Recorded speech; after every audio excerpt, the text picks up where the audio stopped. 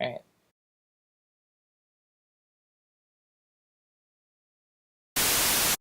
I find it funny and disgusting at the same time that a lot of you people think that the way that I talk, the way that I have my hair, and the way that I dress, you assume that I just hate fucking being black. You know exactly what a black person is supposed to look like, right? It's just crazy because you say stuff like, why are you talking so proper like a white person? Bro, when you're saying stuff like that, at the same time, you're already throwing shade to our race because you're making it seem like we don't know how to fucking talk proper or we don't know how to talk correct or something like that. And most of y'all think that just because I wear my hair like this, that I am perming it or relaxing it to become a white person because I want to look white so fucking bad. Cat Williams, Michael Jackson, Prince. Fuck you. This is Jay-Z's video for the story of OJ. The first time you see it, the animation is pretty disturbing. Light nigga, dark nigga, faux nigga, real nigga, rich nigga, po nigga, house nigga, feel nigga. The video is satirizing racist images that have permeated popular cartoons. The characters look like blackface minstrels, for a reason. Minstrel shows fundamentally shaped the history and language of animation. She rubbed the knuckles, brought them down to the nub, yeah. From the white gloves, to the huge eyes and mouths, to the violent explosions, our cartoons are chock full of imagery rooted in racist minstrelsy. Live minstrel shows began in early 19th century America. Don't you forget those old N men there. Oh, those comical N men. White people in blackface makeup pretended to be caricatures of black slaves and freedmen. How would you like to go to work for me? Yes, ma'am. How much you gonna pay me, I hope? By the 1840s, the minstrel show had become America's most popular art form and lasted into the early 20th century, through the early years of animation. Amen, brother. Minstrel shows provided animators with stock characters and themes that would have been very familiar to their audiences. Because of this, many early cartoon characters weren't just like minstrels. They were minstrels, with black bodies and faces with big white lips and eyes. And they aped the classic minstrel show, with big opening musical numbers and slapstick send-ups of well-known plays and stories. By the 1930s, live minstrel shows were on their way out, and their expression in cartoons became more self-conscious. Mickey Mouse had to literally black up to perform a minstrel send-up of Uncle Tom's Cabin. Long after the classic minstrel show faded from view, its vestiges remained in animation, even today. Take, for example, the white gloves worn by so many cartoon characters. That was an essential part of the minstrel costume, likely taken from the formal wear of slaves. And now, Nintendo portrays the white glove as a god of the cartoon universe, the ironically named Master Hand. And that recurring cartoon explosion where the faces are charred was a direct reference to blackface makeup. Also, that's a bar of Swanee River playing in the background, a traditional minstrel song. Underlying this explosion gag is another, more profound dynamic with roots in minstrelsy: repetitive, brutal violence with no consequences.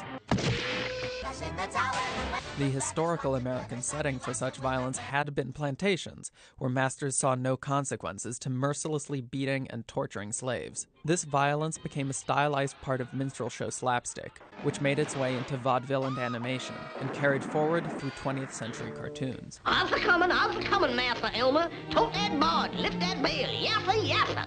Which brings us back to Jay-Z and those cartoon figures in the story of OJ. The song and the animation remind us that no matter how far the depiction of black people has come, history is very much with us. Still nigga. Still nigga.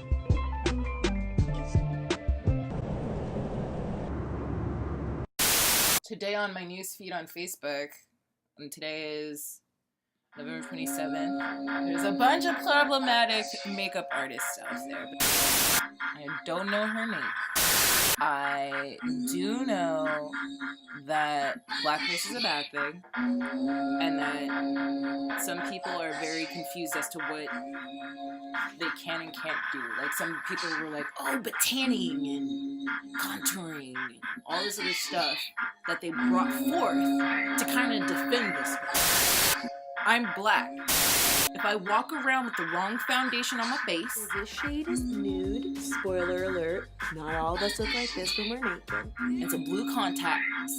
And, you know, a blonde wig or weave. I'm gonna get shit for it. People are gonna go, oh, you're trying to be white. Black girl's trying to be white. This is the kind of shit I have to deal with on a regular basis, along with my family and I never vibing right, and the lack of funds for my creative projects, let alone survival. All of that I have to deal with on top of systemic racism, oppression on me, set forth by the government of the land I was born in. I was fucking born in a country where they hate me. They hate the color of my skin. They hate the fact that I'm a woman.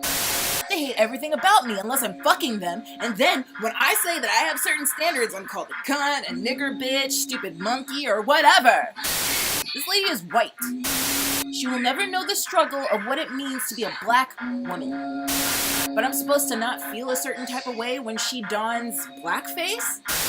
Oh, copying is a form of flattering my motherfucking vagina. So let me get this straight. If I wear a blonde weave, I'm trying to be white. Regardless of Pacific Islander people who were born with blonde hair and dark skin and blue eyes. If I don that aesthetic, I'm trying to be white, which is bullshit. Most times, when I've ever donned blonde hair, it was because I was about to dye it a different color, and usually green. So this lady does this blackface look, and she's what, an innovator? I fucking refuse. Unfriend me if you want, and follow me if you want. I'm done dealing with a certain caliber of white person. I'm really, really, really done with these kind of people, and I will not appease it in the real world. Looking at this picture video thing.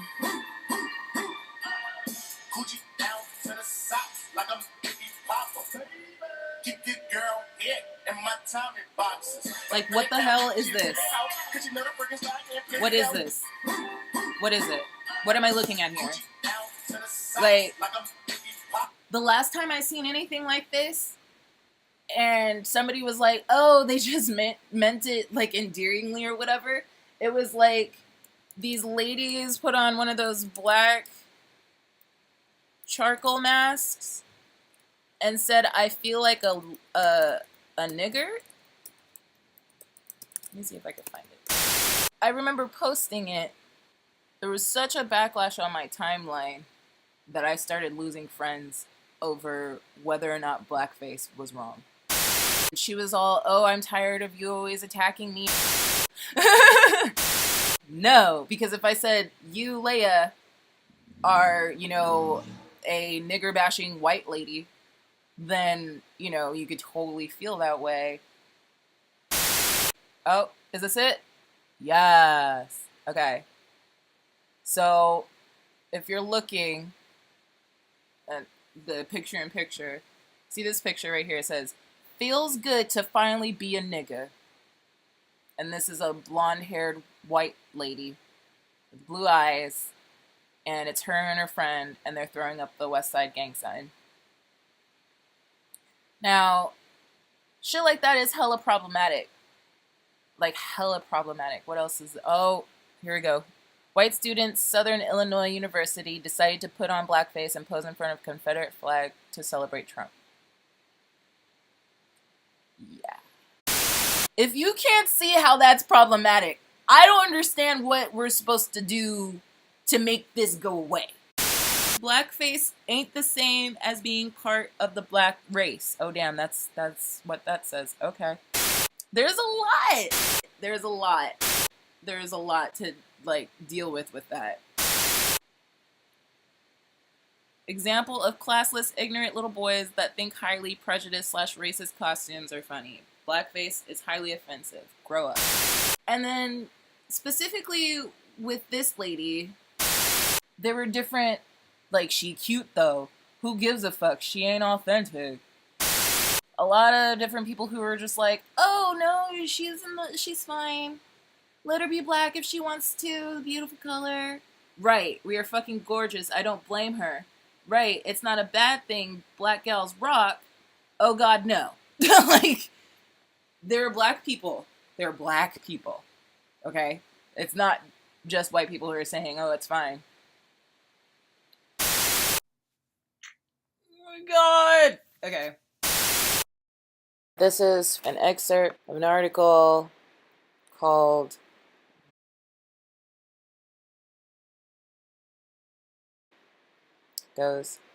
The ability to be ignorant, to be unaware of the history and consequences of racial bigotry, to simply do as one pleases, is a quintessential element of privilege.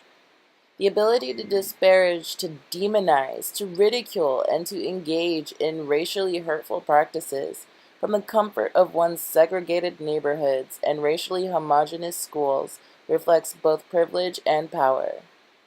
The ability to blame others for being oversensitive, for playing the race card, or for making much ado about nothing are privileges codified structurally and culturally.